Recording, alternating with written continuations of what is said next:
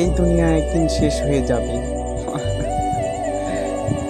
যে ঘরে আজ আলো জ্বলছে সেই ঘরে একদিন নিস্তবতা নেমে আসবে। যে মানুষ আজ হেসে কথা বলছে একদিন সে কবরে নিঃস্বস্ত ঘুমিয়ে শুয়ে থাকবে।